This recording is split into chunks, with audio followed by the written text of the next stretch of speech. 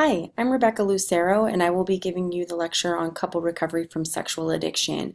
We've talked a lot about substance abuse addiction and how that affects the family, and today we're going to be talking about how sexual addiction impacts families and also some of the familial factors that impact the development of sexual addiction. So first, I just want to start off by reminding you what you might have already learned about sex addiction in other classes. I know that if you took 2310, you should have learned a little bit about what sex addiction is, and you probably also learned about process addictions and how they generally work. So I just wanted to remind you of what we're talking about when we talk about sex addiction. Not everyone agrees that sexual addiction is an actual diagnosis. You'll see that in the DSM, that they don't have sexual addiction as a disorder. And so there's some difficulty with treating sexual addiction when it isn't a recognized disorder. But a lot of people report it, and there's a lot of research on sexual addiction, and we're hoping that someday, right, we'll have that diagnosis under addictive disorders in the DSM. So let's talk a little bit about what we're talking about when we talk about sex addiction. So when we're talking about sex addiction, we're talking about a person who engages in persistent and escalating patterns of sexual behavior, right? And they're acting out in these behaviors despite the consequences to themselves and to others, right? There could be legal consequences, there could be relational consequences, maybe some consequences with work, a variety of consequences that might be happening, emotional or more physical in nature, and they still keep engaging in the behavior, right? This is similar to what we've talked about when we talk about alcoholism or drug addiction, right? Where the person keeps using despite very negative consequences. This is not just someone who enjoys sex. Some people will have a high sex drive. That's not the same thing as sexual addiction. What happens when somebody is addicted to sex is it becomes a mood-altering behavior, right? It becomes more important than family and friends, and their life starts to be organized around the mood-altering experience, right? This becomes the central organizing principle of the person's life, and maybe unknowingly, the whole family system. Also, the pattern of sexual behavior, right, is consistently uncontrollable and continued, in spite of the social consequences and maybe even harmful consequences. In my clinical work with persons who have had sexual addiction, they've sometimes even suffered physical injuries due to the sexual behaviors. So you'll see a range of consequences that might be occurring as a result of the behaviors. The addict's relationship with the mood-altering experience, right, we talked about a little earlier, becomes central to his or her life. The relationship is with sex and not people. It's important to note that in normal, healthy relationships, right, sex is something that occurs between people and is usually an activity engaged in to bring closeness between two persons, versus with the sexual addict, the relationship is with sex, not with the people.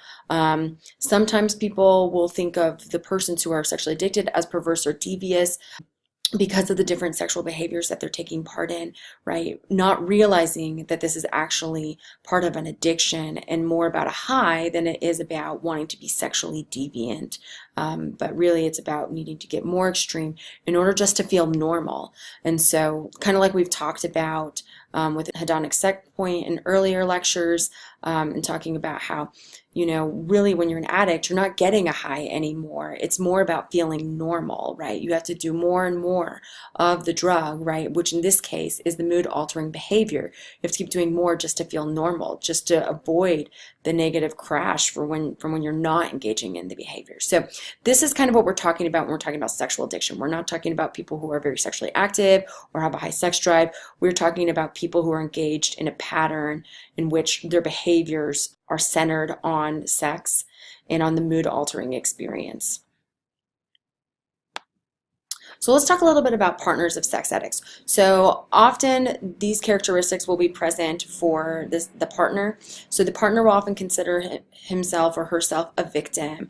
And part of this is that they've unknowingly engaged sexually with the person, not knowing whether those particular behaviors that they've engaged in, the moments that they've shared, feeling like they don't really know if that was about their relationship or if that was part of the sex addiction. So I've had clients before who have come in and said, been really uncertain about what sex means to their partner. Is it different with me, or am I part of that? Some of them have reported, that there had been times when they've maybe had sex in the middle of the night, and then now that they know about the sexual addiction, being unsure if that sex was about their relationship or if the partner had been engaging and looking in pornography and then, right, wanted to climax with the partner in order to kind of finish the behavior.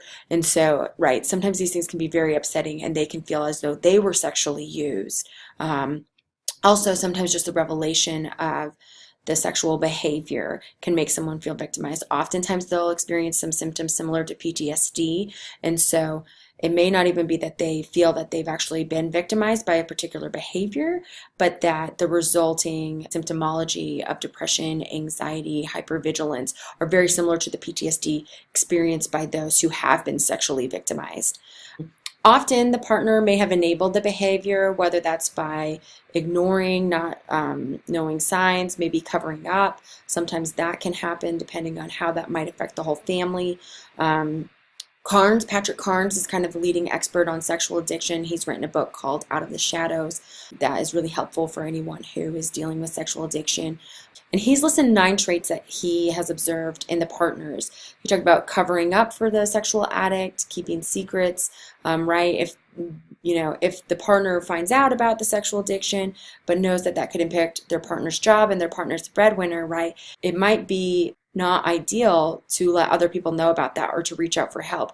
The couple themselves might just try to address the situation with the spouse saying, you've got to stop this, and then kind of covering it up and not really holding the person accountable more than just to them. There might be obsessive preoccupation about the sexual addict, right? That might be related to trying to control the addict's behavior, making sure they're not acting out. There can be a denial of the reality, ignoring the problem, rationalizing, oh, all men look at porn, or, that's just a friend, or, so you'll see different behaviors that might be denying the reality or the severity of what's going on. They'll experience emotional turmoil. They might be taking part in manipulating their partner. So often you might see this where the man is a sex addict and the woman is the partner of the sex addict, where sometimes they might be using sex to control in the relationship. And it may be that that has even been part of the relationship before they know about the sexual addiction. And so that kind of feeds into the addiction as well, where if my partner's withholding sex from me, then I may use that to rationalize my behaviors with other people or in other situations that aren't appropriate or risky. Sometimes the partner will take on excessive responsibility, right? They'll blame themselves. Oh, I've been pregnant. I haven't had sex with you. That's why you're going to see a prostitute. They might blame themselves and really experience low self-esteem. They might feel a loss of self or that they've compromised themselves, especially when they've spent a long time with the addict and have not known about it and maybe given up things or sacrifice for the addict. They can feel like their marriage was a sham. And so they can really feel like I lost myself in you and supporting you. And now there is no marriage. There is no relationship. Sometimes there'll be blame and punishment. Sometimes the partner will become self-righteous.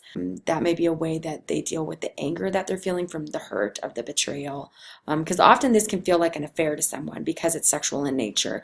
And so it can feel like it doesn't matter if it was with a particular individual, even if it was just pornography or cyber sex or something that even isn't physical in nature. They still might feel as though this was a huge betrayal. And it is a huge betrayal because of the amount of lies that have happened as well. So recognizing it doesn't have to be an affair in order for it to be a betrayal. They also might be sexually reactive. They might shut down or numb their own sexual needs. A lot of times it can be difficult for a partner to know how to respond when they find out their partner has a sexual addiction. They can wonder if having sex will trigger more of the negative behaviors. They're wondering what sex means between them. So this can be really difficult for partners because really the couple has to redefine how sex works in the relationship. And then the individual will be characterized by core beliefs such as, I'm not a worthwhile person, no one would love me for myself, I can control other people's behavior, right? They want to control the addict's behavior. And oftentimes they'll look at sex as the most important sign of love. So when sex becomes really attached to love, which often it is in romantic love, that can be problematic because if sex is the most important sign of love and your partner is engaging in sexual behavior with other people, right, then you begin to feel like you're not loved. So recognizing that some of these different things happen. Now we're going to talk a little bit about the family of origin. So with the family of origin, the addict often may have experienced abuse or neglect in childhood. 83% report having been sexually abused as children. Right? Anytime somebody's sexually abused, it can be very confusing, especially if they were very close to that person. So you might have a very close, nurturing relationship with your father, but if your father also sexually abused you, relationships can become confusing because there's two components to that relationship, one that's abusive and one that might be positive. And so often they may be looking for sex in place of nurturing. Often we find that the frequency of sexual and physical abuse in childhood predicts the types of compulsive behaviors or addictions that someone has later. So those with the most severe childhood abuse experiences then later on tend to have multiple addictions such as sex addiction, substance abuse, gambling, eating disorders, etc. One thing that we find really interesting in the families of origin of those who struggle with sex addiction is that they usually come from a rigid, disengaged family. So we've talked about how typically in the addict family, they're on one end of the spectrum, right, where one is chaotic, diffuse boundaries, and the other one is rigid boundaries. And so you'll typically find people who are addicts on both ends of the spectrum versus with sexual addicts, you will find them just on one end of the spectrum, and it's the rigid, disengaged family. So in these families, you're going to find that the rules are inflexible, there isn't sufficient nurturing, right? They have not had secure, healthy relationships modeled for them. So one example might be a rigidly religious family. Sometimes you'll hear about, priests or ministers or anybody from a religious family that might, it's always really shocking when there's this revelation that they struggle with sex addiction. Well, it actually isn't that weird because sometimes they might have come from a rigid family where they weren't able to express the different emotions that they experience, and the consequences of doing something negative might have been high. So having a highly secretive addiction might have been, the most strategic way for them to cope when they had no healthy coping skills. So you might see that obviously not all religious families are rigid. A lot of times the addicts will report having a double life, so sometimes even the religious part gets amplified because of the struggles with the sexual addiction, right? They're trying to compensate for the other life that they live that they feel very shameful about. So you might also see that. The multi-generational history of the addict, you'll see lots of different addictions in their history. So it might not be specifically sex addiction, but you'll see substance abuse and maybe pathological gambling, eating disorders. And we've kind of talked about how really any dysfunctional family might be a breeding ground for any type of addiction. The partners of sexual addicts, right, often come from a family background that's going to be similar to sexual addicts. They also may have been sexually abused, and they'll kind of believe that sex is the most important sign of love as well. So let's talk a little bit about couple stages of recovery. You guys did some readings on this, and you're also going to watch a video that discusses this a little bit as well. But couple recovery is going to be focused on helping couples understand the value that can be gained in the recovery process. Often when the partner finds out about the sexual addiction, they're going to wonder if they should stay and if they can recover from this as a couple. So really instilling hope that this is something that they can recover from would be really important. And we're going to talk a little bit about what that looks like. So in your reading, you had a reading on disclosure. And so it's important to recognize that most partners learn about the behavior by accident. This is finding a text, finding pictures on a computer. It could be in an email, right, that somebody has contacted a Craigslist ad. So you're going to see a variety of ways that people have found out by accident. And then usually after that, there's some kind of confrontation where the partner is going to confront the addict about what they have found. And then sometimes the partner may deny, sometimes the partner will confess. But whether or not the partner really believes the problem is as severe as an addiction, the relationship definitely has a problem at this point, right? Because there were certain expectations of their partner, and obviously those expectations have not been met, right? They felt lied to. They felt that they, in whatever their marital contract, right? And by marital contract, I mean that when you enter a marital relationship or a committed relationship, you have expectations for how that person should behave. So they're feeling that there's some kind of violation in what they feel like is expected in a relationship. So there's initial disclosure versus formal disclosure. So initial disclosure is going to deal with the fact that typically there's going to be some disclosure once the partner actually confronts the addict, right? They're going to initially disclose some amount of information concerning the behaviors. But it's going to be important that the couple, when they go to therapy, they have a more formal disclosure. Often, the addict will hesitate to tell the partner everything that's happened. Part of that's to protect the partner, but it's going to be really important that the therapist helps them understand what components of disclosure are important. So let's talk about some issues surrounding disclosure. So partners often want complete disclosure. They want to know all the details. They want validation of the feelings that they've had where they've maybe felt something was off in the relationship. They also want to know that they're safe, right? There's always a risk of STDs if somebody's been sexually engaging with someone else. So they want to know, right, that they don't have an STD. They also want to be able to know all the details so that they can make an evaluation of the relationship and whether or not they want to stay. This may be too much for them. They want to know everything that's happened and whether or not they feel like this is something that's repairable. They're also going to want to have a sense of control, right? Their world just came crashing down when they found out that their partner had been living a totally different life. So realizing that their partner is not the same person that they thought they were, right? They're going to want to know more about who this person is, what they've been engaging in, and just having some more knowledge is going to make them feel a little more in control, even though it really doesn't increase control, right? So having more information doesn't really give you more control over someone, especially when we're talking about addiction, where addiction is really about not having control. Giving too much information can be damaging, and the reason for this is that some details will just be hurtful. They will not be helpful. They will not give the person a better picture of what's going on, and oftentimes it can be so disturbing for the person who's the partner, right? They can keep thinking or ruminating on some of these details. So it's good to sometimes talk to a therapist and kind of have a game plan around disclosure, because sometimes when the addict is disclosing, it's about getting something off their chest, right? I want to get this off my chest, and if I tell you, then I don't have to feel like I'm keeping it in. Well, sometimes that's more about you than it is about the other person. And when we're talking about a relationship, it can't just be about you, right? Especially with the addiction, it has been just about you the whole time. So that's going to be important. So sometimes what's more ideal is to do a broad outline of significant compulsive activities, right? So that might be the best starting place, and then moving from there as appropriate, right? Sharing details may be or certain details may be more important to do in group therapy or with your personal therapist rather than dumping all those details on your partner. Okay.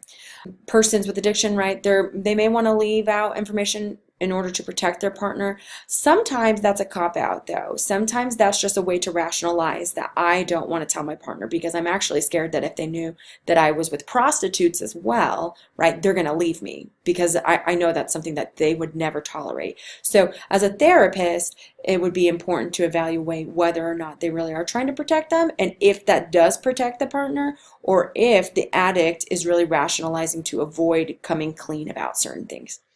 Often you'll see that addicts will want to stagger disclosures. So they want to kind of give a little bit at a time because they're really afraid that if they overwhelm or reveal everything, that the partner will leave. But usually what ends up happening is if you stagger it, if you stagger the disclosure, what ends up happening is that now the partner never trusts that when you reveal something, that is the end of it, right? They're saying, is there any more? Right? And if you continue in this behavior, then they learn that you don't tell the whole truth, right? So how can you rebuild trust if they feel like you continue to be deceptive? So that's why it would be important for a therapist to help in a formal disclosure. Although disclosure is going to be a process, right? Usually as somebody enters recovery, they become more honest with themselves, which in turn allows them to become more honest with others. So it is important to realize that it's a process, but there are specific instances where you will see the addict purposefully stagger the disclosures as a way to avoid responsibility. And you want to avoid that as much as you can because it's not helpful to the addict and it's not helpful to the partner. So it's also important to remind the person who's been dealing with the sexual addiction that it's not the disclosure that's creating the negative consequences or the pain in their relationship, it's their behaviors. So when the person that's an addict kind of doesn't have to experience the negative consequences of the addiction until they share them. Then they start to relate disclosure with negative consequences of the sexual addiction versus realizing that it's the behaviors, right, that are causing the negative consequences. Like I said earlier, details should be carefully considered and shared as appropriate. It may be more appropriate to share the details in group therapy or in personal therapy, where you can maybe talk about whether it's appropriate to share those details with your partner. And I also want to note, lastly, that there was a survey taken of persons with addiction and their partners to ask them about the disclosure process, and most people said that it was very difficult, right? This is probably one of the most uncomfortable parts of the recovery process, but they also, for the most part, recommended it, right? Because it was the foundational building block for recovery as a couple. Unless the couple really understands what has been going on for each of them, before the discovery, then how can they really heal from things that they don't know that they need to heal from? So really, it's very important part of the recovery process for the couple. So here are some of the stages of recovery for the partner. Your reading went over this, discussing the developing stage, the crisis stage, shock, grief and ambivalence, repair and growth. And then this video that you're going to watch, and it's also attached within the Blackboard. You'll watch this video by Stephanie Carnes. Stephanie Carnes is the author of the readings that you did, those book chapters through Course Reserve, and she is also the daughter of Patrick Carnes, right? Her work kind of focuses on what's going on with the partners and the families when the partners had a sexual addiction. So I hope you'll watch that video and learn a little bit more about these stages. She goes through them very thoroughly, and I think that will be most helpful for helping you to understand kind of what's going on in these different stages for these for the sexual addicts and also their families.